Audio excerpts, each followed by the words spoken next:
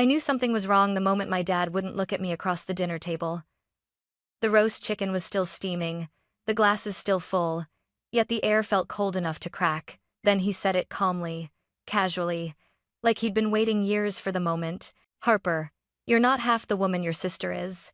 The words didn't just sting, they split something open inside me.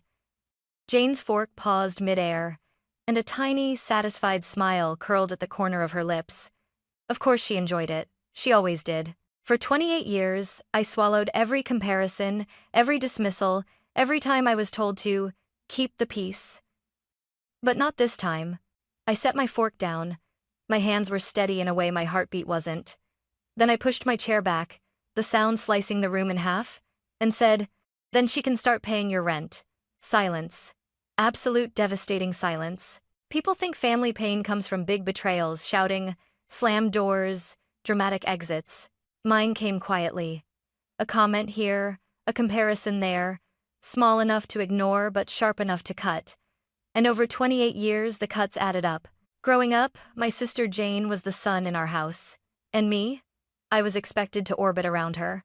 She was the gifted one. Straight-A student, homecoming queen, law school scholarship, the daughter people pointed at proudly in grocery stores. My parents treated her wins like community events. Every trophy went on the living room shelf. Every accomplishment was told and retold like a family legend. Meanwhile, I learned to make myself small. Not because I lacked ambition, but because in this house, space already belonged to someone else. When I got into a good college, Dad said, "That's great, sweetheart. But Jane could have gone Ivy if she wanted." When I got my first promotion, Mom smiled politely and said, "Jane got 2 raises her first year." When I moved into my own apartment, decorated it, paid for everything myself, they said, "Cute place. Jane's is bigger." I spent years telling myself it didn't bother me.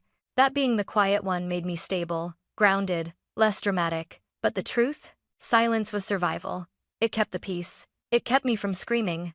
And yet, like clockwork, every Friday, I still drove back to the house I grew up in. A 2-story colonial with white shutters and a porch swing that looked charming to strangers and suffocating to me. I told myself it mattered showing up. I wanted to believe no amount of favoritism could erase the fact that I was still part of this family. But every time I crossed the threshold, I felt 16 again. Not Harper, the woman who handled multi-million-dollar accounts at her company. No Harper. The daughter who never measured up to the daughter they worshipped. Mom would fuss over Jane's hair, her new outfits, the latest praise she'd gotten at work. Dad would ask Jane for advice on everything, mortgages, taxes, investments, despite the fact that I was literally the one who worked in finance. And me? I set the table. I passed the salt. I filled the silence.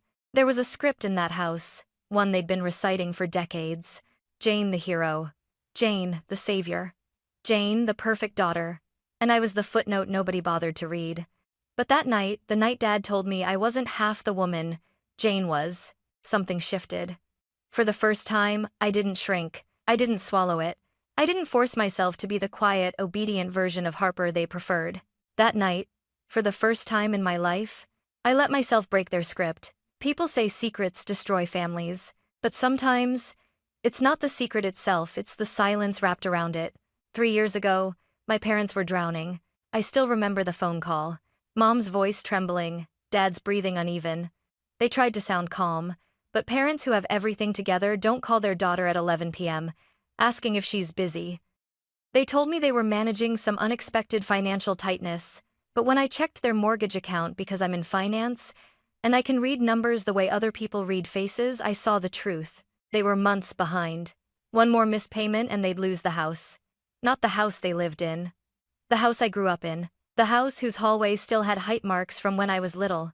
The house with the window seat Mom always said she'd designed just for you, Harper, even though Jane used it more. I drove to their place at midnight. They were sitting at the dining table, papers everywhere. Bank statements crumpled like bad memories. Dad looked older than I'd ever seen him. Mom kept rubbing her palms like she was trying to wipe away worry. "Don't tell Jane," Mom said before I even opened my mouth. "She has so much on her plate. We don't want her thinking we're struggling." Struggling. The word echoed. Jane was the golden child, their pride. I was the one they called when life stopped being shiny. I didn't hesitate. I paid the overdue amount that night. I set up automatic monthly payments the next morning. I told myself it was temporary. Just until Dad got that consulting gig. Just until Mom picked up more hours. Just until things stabilized. But months turned into a year, then 2, then 3. 3 years of waking up every 15th and seeing money leave my account before I could even drink my morning coffee. 3 years of saying no to vacations, to courses I wanted to take, to upgrading my own apartment. 3 years of listening to Mom brag about how Jane helped us sort out some paperwork so sharp. That girl. Paperwork, right. Every time I thought about telling the truth, Dad would place a hand on my shoulder and say, "Thank you, sweetheart. You don't know how much this means. Just don't make a big deal out of it. Just don't make a big deal." As if 3 years of paying for a house I didn't live in was nothing. As if my sacrifices were invisible by design. But I stayed quiet. Because I didn't want applause. I wanted my parents to feel safe. And yet, during those 3 years, I watched them praise Jane for buying a new car, for taking trips to Miami, for being so responsible with money while I ate noodles at my desk because I was too scared to check my bank balance. The worst part? They weren't cruel about it. They were oblivious. Utterly, painfully oblivious. They didn't notice I was tired. They didn't notice my stress. They didn't notice me. Until the night Dad told me I wasn't half the woman my sister was. He had no idea he was talking to the woman who'd saved the roof over his head for nearly 1,100 days. And that was the moment something inside me snapped, not from anger, but from revelation. They didn't just take my help for granted. They took me for granted. By the time the Friday dinner rolled around, I already felt the shift, small, subtle, but unmistakable. You don't grow up in a house built on comparisons without learning how to read tension the way some people read weather. The minute I stepped onto the porch, I knew something was off. Mom opened the door too quickly, like she'd been standing behind it. Dad adjusted his collar 3 times in the span of 5 seconds. And Jane, who usually arrived fashionably late, was already seated at the table, looking like she'd stepped out of a magazine photo shoot. Her smile was wrong. Not smug, not triumphant. Something else? Like she'd already won a game I didn't know I was playing. "Harper, you're early," Mom said, voice high-pitched in that, "I'm hiding something way." "I'm on time," I replied. "Oh, right." She forced a laugh that didn't fit her face. I walked past them into the dining room. The table was set, 2 nicely cloth napkins, candles, wine that Dad only opened on holidays. For a Friday dinner? Suspicious. Dad cleared his throat again. A nervous tic he had whenever he needed to prepare people for something. A speech, a revelation, a decision. Whatever it was, I wasn't going to like it. Jane looked up from her phone and said sweetly, "Big night for the family, huh?" I stared at her. "What's happening tonight?" She shrugged. "You'll see." That tone, condescending, practiced, it made something crawl under my skin. We sat down. Mom served roasted chicken like always, but her hands shook. Dad kept glancing at Jane like she was on stage and he was her proud manager. Jane flipped her hair and smiled like she was waiting for applause. Conversation started with their usual routine. "Mom." Jane was selected to lead the firm's arbitration team. "Dad." "Your sister's really making a name for herself." Jane. "Well, they know talent when they see it." I cut a piece of chicken. Chewed. Swallowed. I had just finished a brutal quarter-end project at work, cleaning financial chaos left by a former manager, and received personal praise from the director. But mentioning my accomplishments at this table always triggered the same response. "That's great, Harper, but Jane." So I didn't bother bringing it up. Then Dad leaned back, clasps his hands, sighs dramatically and says, "Speaking of responsibility, Jane helped us sort out the mortgage situation. We don't know what we'd do without her." My heart dropped. Mortgage situation. Jane. Helped. Helped how? By existing? I set my fork down. Mom nodded eagerly. "She's been such a blessing. Really stepped up for us." A slow heat rose in my chest. Not anger, clarity. Jane lifted her wine glass and said lightly, "Well, I do what I can. Someone has to look out for this family." It was rehearsed. They had practiced this. They had built this narrative brick by brick with Jane as the hero, and me as nothing more than a background character. I felt something shift inside me, an internal tilt, like gravity rearranging itself. They weren't just rewriting the story. They were erasing mine. I looked at Dad. His eyes were glowing with pride for the wrong daughter. Over the wrong story, built on the wrong truth. And in that moment, I knew. Tonight, something very, very ugly was coming. Dad let out a long breath, the kind that meant he was preparing to say something important. He looked at Jane, then at Mom, then finally at me. "Harper," he said, adjusting his glasses the way he always did before delivering a judgment. "Your sister has always had a natural gift for leadership. She stepped in during a difficult time, and we're grateful." Stepped in? I stared at him, my pulse pounding like drums against my ribs. Mom chimed in. "She really saved us with that mortgage paperwork. You know how complicated those things are." Something snapped inside me, small but sharp. Paperwork? That was their heroic version of events? 3 years of my savings, my life reduced to a single word? Jane tucked a strand of hair behind her ear, pretending to be humble. "I mean, I didn't do much. But you guys know I'm always here for the family." Her voice was honey-coated poison. Dad, seemingly inspired by his own delusion, added with a proud smile. "She's just always been exceptional, Harper. You can't compare. You're not, well," he hesitated, searching for a soft landing he never intended to use. "You're not half the woman your sister is." My brain went silent. Completely, utterly silent. The room didn't tilt, I did. Not because I believed him, but because I finally realized something. They would rather worship a lie wrapped in Jane's smile than face the truth wrapped in my sacrifice. Jane's lips curled into the faintest smile. Victorious, satisfied. She knew. She knew exactly what she was doing. I placed my fork down gently, intentionally. My hands were steady, but my voice came from a place inside me I had never allowed to speak before. I pushed my chair back, the screech cutting through the illusion of a perfect family like a blade. "Well," I said, standing up, "if Jane is such an exceptional woman," I met my father's eyes, unblinking, "then she can start paying your rent." The world froze. Mom blinked. Dad's mouth fell open. Jane dropped her fork. "Our rent?" Mom stammered. "What rent?" Dad's voice cracked. "Harper, what are you talking about?" I leaned forward, palms on the table, feeling the weight of 3 years of silence finally lifting. "The mortgage payments," I said, each word landing like a hammer. "The past 36 months. The house you're sitting in. The home you're so proud Jane saved with her paperwork." Their faces changed in real time. Confusion, disbelief, fear, denial. Mom shook her head so fast it looked rehearsed. "That's not true. You must be mistaken." "Mom," I said quietly, "I have the bank statements." Dad swallowed hard. "You shouldn't bring that up now. It's not appropriate." There it was. The lifelong strategy. Minimize me, silence me, shove the truth into the shadows where they preferred I stay. But I was done being appropriate. "What's inappropriate?" I said, straightening up. "Is pretending Jane saved something I paid for." Jane finally spoke, voice trembling slightly. "H. Harper, maybe you misunderstood. Maybe Mom didn't mean."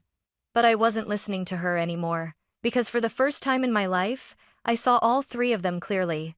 Not as the family I wished I had, but as the people who benefited from my silence. And in that blinding clarity, I realized something else. I wasn't going to stay silent ever again. The silence after my words wasn't peaceful. It was sharp, electric. The kind that follows a truth so heavy it bends the room around it. Dad stared at the table like the wood grain suddenly mattered more than everything I'd just said. Mom pressed a hand to her chest, her breathing uneven, as if honesty itself was an attack. And Jane looked terrified, not guilty, not sorry, just terrified that her throne was cracking beneath her. "I'm done," I whispered. "It wasn't meant for them. It was meant for me." I grabbed my coat from the back of the chair. Mom lurched forward slightly. "Harper, sit down. You're being dramatic." I laughed quiet, bitter. 3 years of paying your mortgage and I'm dramatic? Dad finally looked up, panic flickering in his eyes. "Where are you going?" "Away," I said. Just one word, but it carried the weight of everything I had swallowed for nearly 3 decades. I walked toward the door. No one stopped me.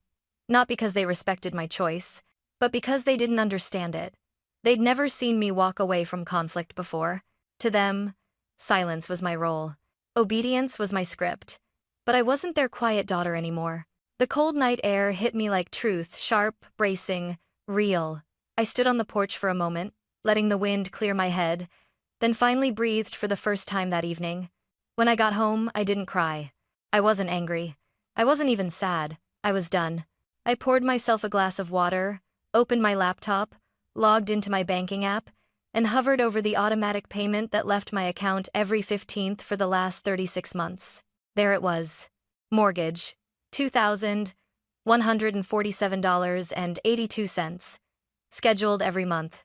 A reminder of every sacrifice no one ever asked about, yet everyone benefited from. A small box popped up when I clicked Cancel Payment. Are you sure? For the first time in years, I didn't hesitate. I pressed yes, and just like that, I felt something inside me uncoil. Not relief. Not revenge. Freedom. Over the next few weeks, I rebuilt pieces of myself I didn't even know were broken. I started running along the waterfront before work. I joined a Tuesday night pottery class where the instructor called me quiet but steady, and for once, it didn't feel like an insult. I went out to brunch with friends I'd slowly drifted from because I was always helping family. I even picked up a certification course my job had encouraged me to take years ago. And with every small step forward, I kept noticing something. My life felt bigger when I wasn't shrinking myself for them. Cutting off the mortgage payment wasn't an act of spite. It was a declaration. I refused to disappear to make others comfortable. I didn't realize it then, but leaving that dinner wasn't the end of the story. It was the beginning. Because soon after, the world my parents tried so hard to curate would come crashing down, and they'd learn the truth they'd ignored for decades. Harper Bennett was no longer invisible. 3 weeks passed. 3 weeks of silence from my parents, which should have felt strange but didn't. Silence had always been the safest language between us. But the peace didn't last. One Sunday morning, as I was making coffee, my phone buzzed with a message from Mrs. Green, our longtime neighbor. She's the type who notices everything. Which cars visit, which lights stay on late, which families are arguing even when windows are closed. Her text read, "Harper, you should see this. I thought you'd want to know." Attached was a photo. My heart stalled. There, hanging across my parents' porch, my childhood porch, was a giant white banner. "Congratulations, Jane, for saving the family home." The letters were in gold. Gold, as if she had performed some miracle. I stared at the screen, waiting for anger, but none came. Instead, I felt a strange, cold clarity. They were rewriting the story even worse than before. Not only erasing me, but handing my sacrifice to Jane like a trophy. I sat down, placed the coffee mug on the table and whispered, "Enough." Something changed inside me that exact second. Not rage, conviction. If they wanted a public narrative, I'd give them a public truth. That night, I pulled out a folder I hadn't touched in years, printed statements, receipts, payment confirmations, 36 months lined up in cold, neat rows. Numbers don't lie, people do. But the real turning point came the next day when I got a call from my old friend, Charlotte. "Harper," she said softly, "I don't know how to tell you this, but your parents asked me to help with a slideshow for their family appreciation dinner. I'm stated." My stomach tightened. "Let me guess," I said. "It's about Jane." Charlotte hesitated. "It's worse. They want to honor her for keeping the home. They sent me captions. They're calling her the anchor of the family. Anchor, hero, savior. Words they had never used for me. "Can you send me the file?" I asked. "Harper, are you sure that's a good idea?" "I'm very sure." A few minutes later, I opened the slideshow. And there she was. Jane on the porch. Jane holding papers. Jane hugging our parents. Jane smiling like she'd conquered the world. Slide after slide after slide. A mythology built on a lie. I exhaled slowly, the breath shaking but steady enough to keep me upright. Then I opened a duplicate copy of the file, and I added what they erased. A timeline of every payment I made. Screenshots of monthly bank withdrawals. Blurred text messages from Dad that still read clearly enough. "Harper, help us just this once." A chart showing 3 years of mortgage totals. The final slide. Truth deserves a place too. I saved the file. Not once, not twice, but to my laptop, my cloud drive, and a small USB I slipped into my purse. My hands were calm, almost unnervingly so. For 3 years I kept their secret to protect them. Now I was protecting myself. And as the date of the family appreciation dinner approached, I felt something I hadn't felt in years. Control. Because for the first time ever, I wasn't walking into their story. They were walking into mine. The restaurant was too beautiful for the kind of truth about to spill inside it. Crystal chandeliers, gold trimming, soft piano music dripping from the speakers like honey. It looked like a place where families celebrated weddings or graduations, not where decades of buried truth came to die. I stood outside the private event room, hand resting on the cold silver handle, watching through the glass like someone observing their own life from afar. My parents were inside, seated at a long table draped in white linen. Mom wore pearls, Dad a navy blazer. Both looked proud, radiantly proud of Jane, who stood in the center greeting relatives like a celebrity on a red carpet. Laughter, hugs, compliments being tossed in the air like confetti. A celebration, a lie wrapped in celebration. I inhaled deeply and stepped inside. The room quieted, then murmurs rose like static. Is that Harper? She actually came. I didn't think she'd show. Jane's smile tightened. Mom's shoulders stiffened. Dad's face shifted through three expressions: surprise, panic, irritation, before landing on something he thought looked welcoming. Harper, he said, walking toward me quickly. You made it. I offered him a soft, impossibly calm smile. Of course. Wouldn't miss it. But I saw it the way his eyes flicked nervously toward the screen at the front of the room. He didn't want me there. Not tonight. Not when the fairy tale was finally about to be presented. The dinner began. Everyone finished their plates. Then Dad stood, tapping his glass. Thank you all for being here, he announced proudly. Tonight we honor our daughter, Jane Bennett, whose dedication and strength helped us keep our family home during a very difficult time. I missed of the tam. In the stared what is not with hand helpin' Bertie. Applause filled the room. My chest tightened. Not with jealousy, with awe, at how easily they lied to themselves. The lights dimmed. The slideshow began. Photo after photo of Jane. Jane smiling on the porch. Jane holding documents. Jane standing between our parents like some chosen protector. Captions read, "Our hero. Our anchor. Our strength. The daughter who saved our home." My relatives. Awed. Some clapped softly. My aunt wiped away tears. Then, the screen glitched. A brief flicker. A freeze. A sudden black frame. Dad frowned at the technician. Mom shifted uncomfortably. Jane tilted her head, confused. Then my slides appeared. A bar graph. Clear. Unmistakable. Payment after payment after payment. Another slide. Mortgage receipt. Paid by Harper Bennett. 36 entries. A timeline in stark black and white. Another slide. Blurry text from Dad. Harper, we need help again this month. Please don't tell Jane. She's under a lot of stress at work. Just this once. Gasps erupted around the room. Someone whispered loudly, "Oh my God." My mother shot out of her chair. "Turn that off. This isn't part of the program." But I was already walking forward. Dad stepped toward me, voice tight. "Harper, stop this. We can discuss it privately." I looked at him steadily. "Why? You wanted everyone here to know what Jane did." I gestured toward the screen. "They should know what I did too." Jane stood frozen, pale, shaking. "Harper, why would you do this?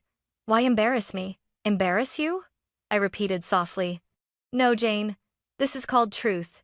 Something you and Mom and Dad forgot how to use. I didn't fight me ears of video." My aunt spoke cautiously. "So, Harper was the one who paid the mortgage?" I turned to the room. "Yes. Every month. For 3 years. Quietly. Consistently. While the daughter you're celebrating tonight filed a few papers and took the credit." The whispers grew louder. Mom's voice cracked, desperate.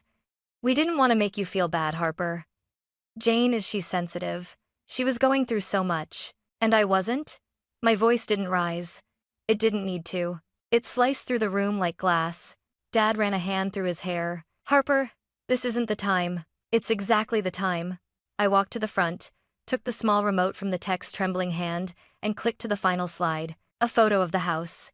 My childhood home. And beneath it, the words, "The truth deserves a place too." Silence. Then Jane broke. "You always wanted to be the victim," she snapped. "You couldn't stand being second, could you?" I blinked at her slowly. "Jane, I didn't want to be first. I just wanted to exist." Her mouth opened. No sound came out. I stepped closer. Not threatening, not dramatic, just undeniably present. For my entire life, I said. I let you all write a story where I was the quiet one, the lesser one, the invisible one. I paid for a home I didn't live in. I sacrificed opportunities you never knew about. And you repaid me with erasure. Mom's eyes filled with tears. Harper, please. I'm not angry anymore, I said truthfully. I'm awake. Dad reached out a hand. Sweetheart, wait. But I stepped back. No. Tonight I'm done waiting. Done shrinking. Done disappearing. I feel in the stains. Maving is fording the stain. The entire room watched as I set the remote down, smoothed my dress, and turned toward the exit. My voice was calm, steady, final. If the truth makes anyone uncomfortable, that's not my problem. And I walked out. Not a single person followed me. For the first time in my life, I wasn't alone. I was free. 2 days passed after the dinner. 2 quiet, oddly peaceful days. The kind of peace that comes when a storm has finally ripped through everything that was already broken. I spent the morning watering the small plants on my balcony, something I had never done consistently until recently. My apartment felt different now. Bigger, brighter, like a space that finally belonged to me, not to the version of myself my family preferred. Around lunchtime, someone knocked on my door. 3 soft knocks, a pause, then one more. I knew that pattern. My father always knocked like that, unsure, hesitant, like he wanted to give you enough time to pretend not to be home. I opened the door. Mom and Dad stood there, close together, looking smaller than I'd ever seen them. Mom's eyes were red. Dad's shoulders sagged like the years had finally caught up to him. No, Jane. Of course not. Harper, Mom whispered, stepping inside as if afraid I might slam the door. We needed to see you. I nodded, wordless, letting them in. They looked around my apartment like it was foreign territory, as if they were seeing my life for the first time. Dad's voice shook. We're sorry, Harper. The words hung in the air, shockingly fragile. Mom wiped her eyes. We failed you. We didn't see how much you were doing, how much you were carrying. We let the story become something it never should have been. I didn't cry. I didn't feel vindicated. Just calm. Why now? I asked softly. Dad exhaled, a long deflated breath. Because, after you left, people started asking questions. Real questions. We couldn't keep pretending. And when we looked at those slides afterward, he rubbed his forehead. We realized how blind we'd been. Mom reached for my hand. I didn't pull away. But I didn't close my fingers around hers either. We talked, she said shakily. Your father and I want to put your name on the house. It belongs to you. You earned it. I looked at them, really looked at them. For years, I would have given anything to hear those words. But not anymore. Mom, I said gently. I don't want the house. She blinked, startled. You don't? I shook my head. I have a home now, one I built myself. What I needed wasn't property. It was honesty, respect, acknowledgement. Dad swallowed hard. That's fair. We stood in silence for a long moment. Not awkward silence like the past, but something softer, unfamiliar, maybe even hopeful. Then I said what had been true for years but only now felt safe to say. If we rebuild anything from here, it has to start without lies. Without pretending. Without making me disappear. Mom nodded quickly, tears returning. Yes, we want that. Truly. Dad looked at me with something I hadn't seen since childhood. Not pride, not disappointment, but understanding. When they left, the apartment felt even brighter than before. Sunlight filled the living room. I stood on my balcony, letting the cool breeze hit my skin, breathing deeply. For the first time in my life, I wasn't living in Jane's shadow. I wasn't fighting to be seen. I wasn't trying to win their approval. I was simply Harper Bennett. Whole, steady, unafraid. And for the first time, that was enough. Standing on that balcony, watching the city lights flicker across the skyline, I realized something I'd spent years avoiding. Silence doesn't protect you. It only erases you piece by piece, moment by moment, until you barely recognize the person reflecting back at you. For most of my life, I thought keeping the peace meant keeping quiet. I convinced myself that if I didn't speak up, if I made myself small enough, soft enough, accommodating enough, my family would finally see me. But that's not how respect works. And it's not how love works either. The truth didn't break my family. It broke the illusion that was keeping us stuck. And in the space that truth created, something new began to grow. Boundaries, honesty, air to breathe. A chance to build connections rooted in who I actually am, not who I was expected to be. So, if you've ever felt invisible, if you've ever carried a burden in silence, if your story has been rewritten without your permission, let me tell you this. You are allowed to stand up. You are allowed to speak. You are allowed to take up space in your own life. And when you finally step out of the shadows, no matter how long you've been in them, the world doesn't end. Your life finally begins. If this chapter resonated with you, tell me your story in the comments. I read every one. And if you want more stories like this about finding your voice, healing, and choosing yourself, hit subscribe. Your voice matters. Don't let anyone convince you otherwise. Convince you otherwise. Convince you otherwise. Convince you otherwise. Convince you otherwise. Convince you otherwise. Convince you otherwise. Convince you otherwise. Convince you otherwise. Convince you otherwise. Convince you otherwise. Convince you otherwise. Convince you otherwise. Convince you otherwise. Convince you otherwise. Convince you otherwise. Convince you otherwise.